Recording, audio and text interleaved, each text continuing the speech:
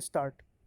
The writ court cannot issue a direction which has the effect of conferring jurisdiction upon an authority which is not vested in it by law, nor can issue a direction so as to deny exercise of jurisdiction by an authority which is so vested in it by law.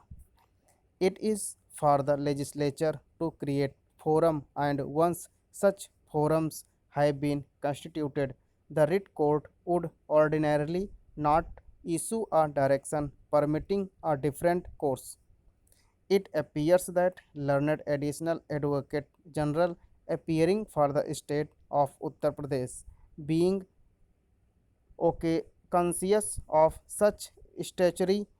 scheme, has taken the stand before us that a direction could have been issued by the writ court only to the registrar for holding election under section 25(2) of the act, and such a direction could not have been issued to the authorized controller for this purpose.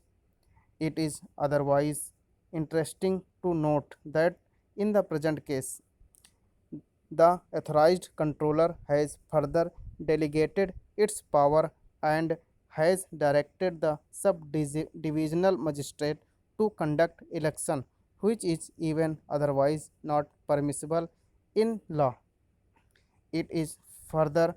apparent that competent authorities under the Act of 1960 have not yet resolved the issue of membership, nor the civil court has ruled on it, and therefore to permit the subdivisional magistrate as delegate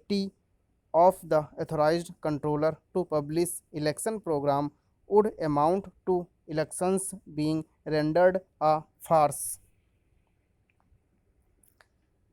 At this stage, I may also draw distinction between the authorized controller appointed under the Act of 1973 and the authorized controller appointed in respect of educational institutions recognized under the provisions of the UP Intermediate Education Act 1921. Section 16C of the Act of 1921 provides for framing of a scheme of administration to manage an institution. Section 16D provides that such scheme shall not be inconsistent with third scheme, which provides for procedure for constituting the committee of management as per scheme of administration by holding periodical elections. The committee of management of the institution is a distinct body. The scheme of administration also contains a provision that in case elections are not held within time, the authorized controller shall be appointed who shall get the elections held to constitute the committee of management of the institution. There is a distinction between an educational institution recognized under the Act of 1921 as well as an educational institution affiliated to an university incorporated under the Act of 1973.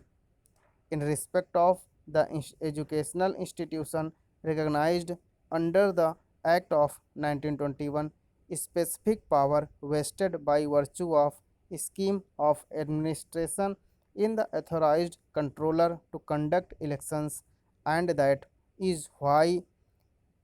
directions are issued by writ court to the authorized controller to hold election. The situation is different in respect of an educational institution affiliated to an university incorporated under the Act of 1973. The Act of 1973 does not provide for a separate scheme of administration, nor any such scheme has been placed on record conferring jurisdiction upon the authorized controller to hold elections of society for managing the educational institutions.